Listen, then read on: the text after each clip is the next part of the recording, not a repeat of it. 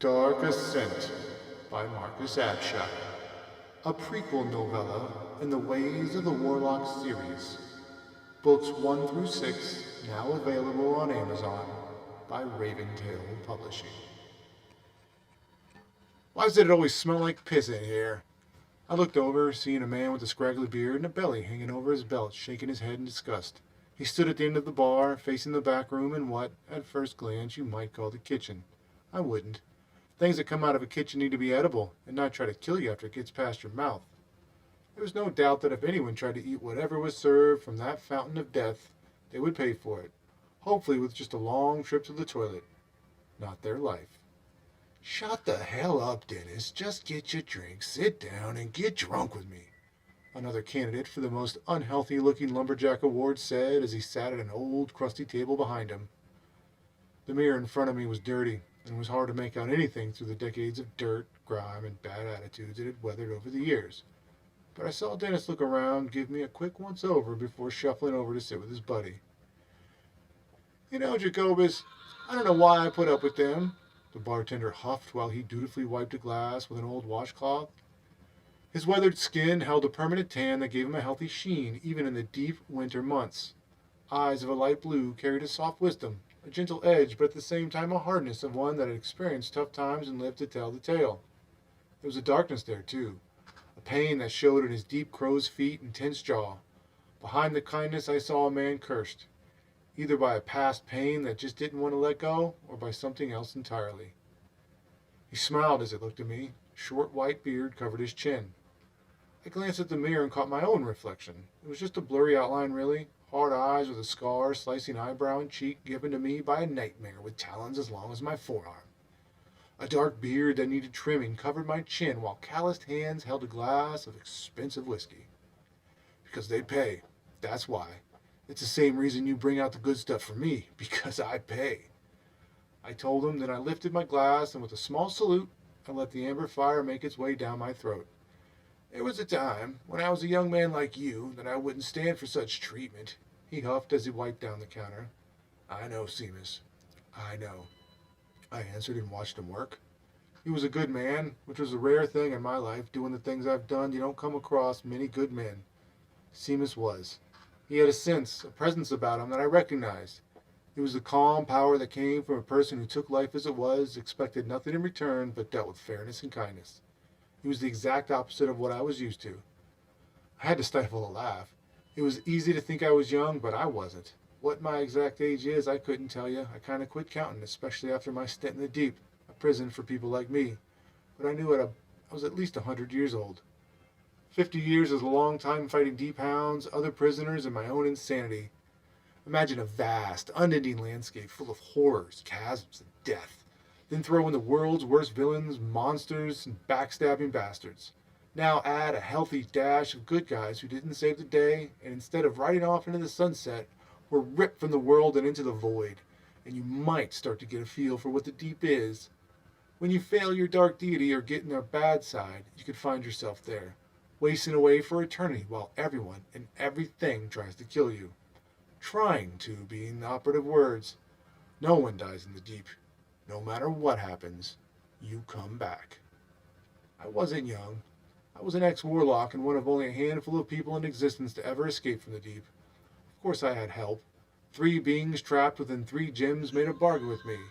They allowed me to use their magic and I brought them with me, giving them access to my life, the closest thing they would ever get to actual freedom. It wasn't easy, escaping from the deep. That sort of thing left a mark. Now all I wanted was to be left alone, drink my whiskey, and wander off into the woods for days or weeks at a time to escape the driving urge to plunge elbows deep into dark magic, to lose myself to its addictive power. I didn't want to.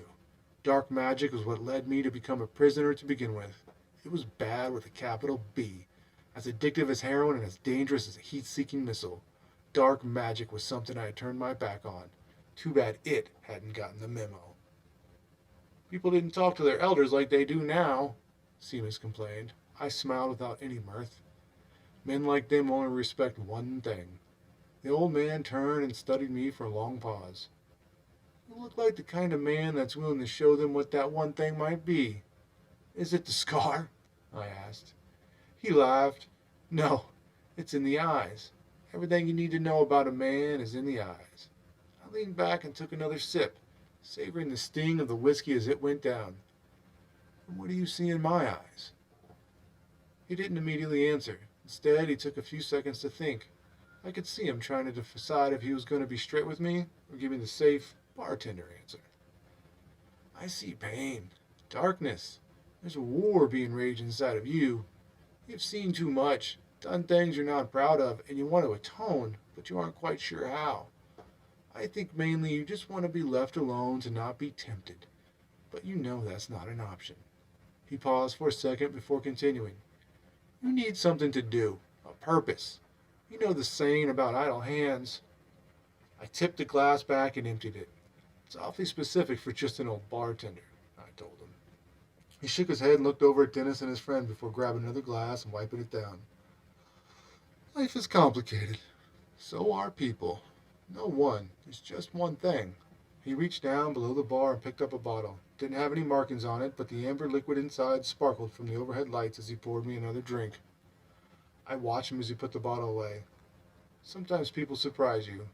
Usually, they just let you down. Seamus's words got my supernatural ears all perky. He wasn't talking like a man that had known normal, everyday human problems. The way he spoke, the look in his eyes, and the things he said weren't what you would expect from an old bartender. Yes, he owned the bar I currently sat in, getting good and drunk, but Blackout had only one employee and I was looking at him. To me, he was the bartender, and up until this moment, I just thought of him as one. Now, I wasn't so sure that's all there was to him. Okay, I'll bite, Seamus. What else are you? Me? Well, truth be told, I'm also a father, and as of a week ago, a grandfather. He beamed with pride as he reached into his pocket and pulled out a picture of a sweaty but happy mother lying in a hospital bed with a newly wiped down baby in her arms. Her name is Samantha, and we share the same birthday. His voice was so full of pride that it cracked a little with emotion. Congratulations, I said. Thank you. They live in California. As soon as the weather breaks, I figure I'll retire and go spend my golden years doting on the kid. Everyone needs a grandpa for spoiling, you know. Sounds great, I grumbled. Seamus didn't take offense at any less than my enthusiastic response. He didn't need me to shower him with praise or happiness. He had enough of it all on his own. What about the bar? Who's going to take care of this first-rate establishment? I asked, waving my hand. I reckon I'll sell it, see what I can get for it. Had a guy just the other day come by looking around, said he was a developer and was looking for a spot for a new restaurant. What? Don't think I should sell it? You were just saying how nice it is. He chided me with a full understanding of my earlier sarcastic comment. No. You do what you think you should. It's just... Just what? I took a deep breath and glanced at the run-down room behind me. It's just... I like this place. It fits me. When I'm here, I don't feel so... I trailed off, not sure of how to continue. Hell, I wasn't even sure what I meant. Dark, Seamus answered for me, and the moment he said it, I knew that was exactly how I felt.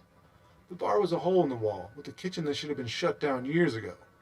There were only a few patrons that came here, and they weren't the cream of the crop, if you know what I mean.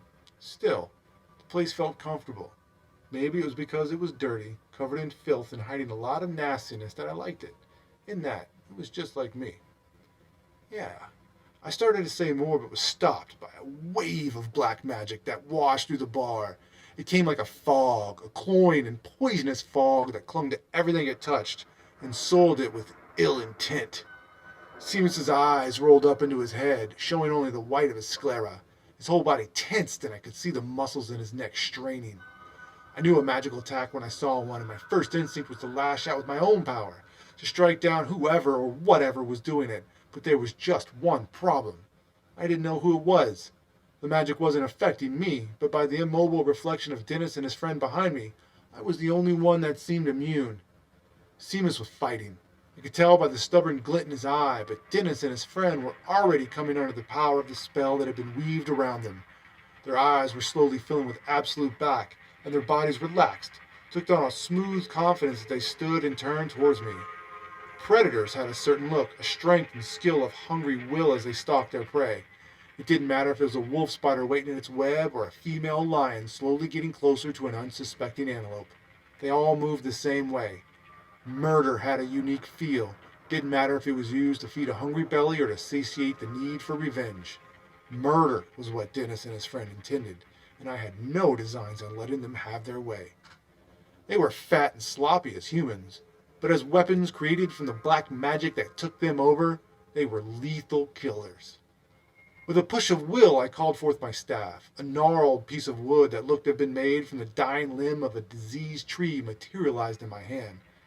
Inlaid in it were 3 gems, and as I called on the emerald one to infuse my body with inhuman strength and speed, it flared with a powerful magic that matched the shine in my eyes. Black ichor flowed over Dennis and his friend's hands, creating long nails designed for ripping tissue to shreds. Darkness filled both their limbs as webs of blue veins stood out in their skin. I kicked the bar stool I was sitting on away from me. The 2 men snarled. Spittle flew from their mouths as they lunged for me. My staff came across the front of my body and slammed into Dennis's shoulder.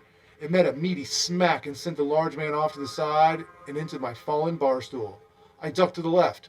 Black claws sliced through the air above me, and I called on the sapphire gem and transformed my staff into a shield of the same color. Thrusting forward, I hit Dennis's friend with as much force as a low-speed car wreck, and the man crashed into the wall, carving in a large chunk of it. His head hit a piece of obstinate wood, and a hollow thunk filled the bar. Abyss-filled eyes closed as he slumped to the ground in an unconscious heap. I turned to see Dennis standing and watching me. His obsidian-filled eyes glared with a hatred that was unmistakable. He turned his head, as if he were assessing my every detail, taking everything in. "This need not concern you. I am here for the old man," Dennis said as he spoke for the real master at the end of the puppet's strings. "What, Seamus? He's harmless. Why the hell do you want him?" I asked. "I tried to tell you. My life, up until now, has been pretty fucked up. The fact that I'd just been attacked by 2 men who were being possessed by a person using black magic and was now having a talk with said person through an innocent man without skipping a beat should tell you something." "Harmless? No one on this earth is harmless. Even a newly born babe draws on the life milk of her mother to survive, like a parasite taking what it wants and leaving in its wake only shit and tears." I thought I had a bleak outlook on life, but you make even me seem sunny in comparison. Dennis's eyes narrowed. "You are no Boy Scout. You have swum in the same pools of black as I do now. You have a stain upon you. Why do you care about one man?" he sneered. "We all have faults. Seamus is a good man, and besides, he always serves me the best whiskey. Go, find someone else. This one is off limits." "Off limits?" he cried. "His blood is mine. His betrayal is his, and by right his damnation belongs to me." Dennis crouched low and came in fast, sweeping his clawed hand at my legs. My shield slammed down and his claws hit with a solid smack. He rose up and tried to get to my eyes, but I stepped back and then kicked him in the chest, sending him into the front door at the end of the room. The glass shook and a small web of cracks snaked away from where his back hit, but it didn't shatter. Dennis tilted his head forward and looked up, like some maniacal serial killer let loose on a whole campsite full of teenagers, and then he rushed towards me again. I called on my staff to shift, and I gripped my staff in 2 hands, swung it like a baseball bat, and hoped to God I measured the strength of my swing right. The wood hit with a solid whack. Dennis's head snapped to the side and his eyes slammed shut as he fell to his left and right on top of his unconscious friend. He didn't move. I gave it to a count of 10 before making sure the 2 puppets were out of the fight. I went over and checked to make sure both were still breathing. Satisfied that they were just knocked out and not dead, I turned and went over to where Seamus stood, still locked in place. I gripped my staff and called on the sapphire gem to give me the sight of elves. Magic, naked to the human eye, flared into existence. It wrapped around Seamus like a living cocoon. It held him fast. The power was evil. His nature was one of warped hate and greed. Dark magic was like heroin. Using it was addictive, but it left you with a hell of a hangover if you didn't feed the beast. That kind of magic was nasty, and its essence was one of imbalance and corruption. Seamus was covered in it. I glanced at the puppets lying on the floor and sighed a breath of relief. The magic that had controlled them was already fading, leaving them as its power weakened and diminished.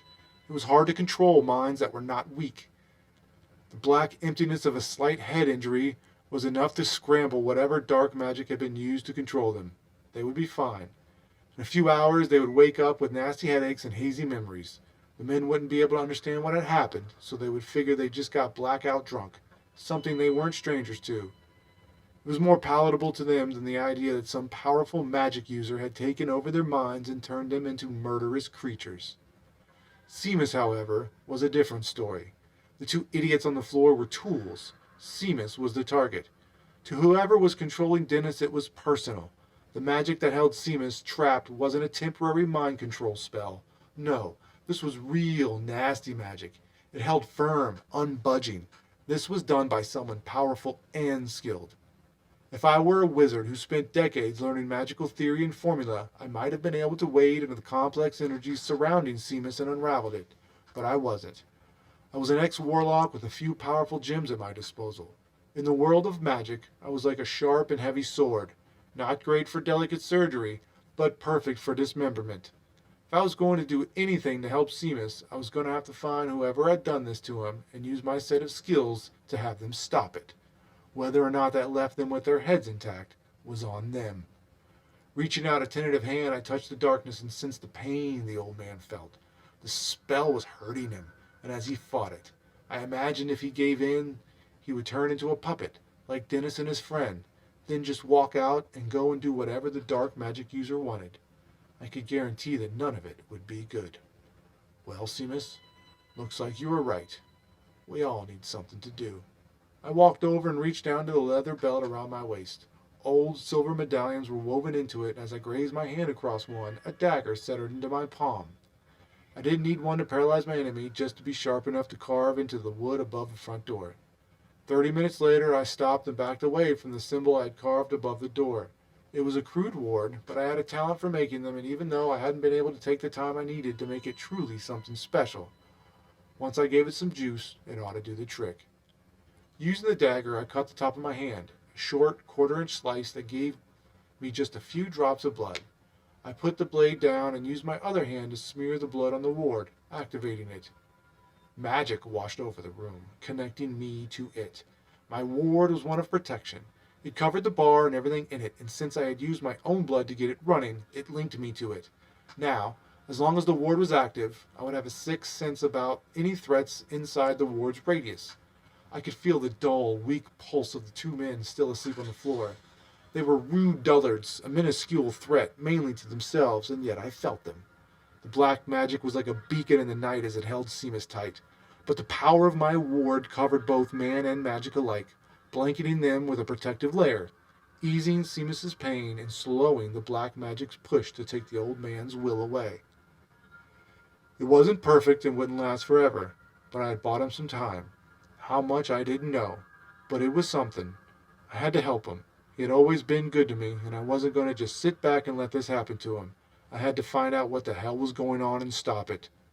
I looked over at Dennis and his friend and sighed.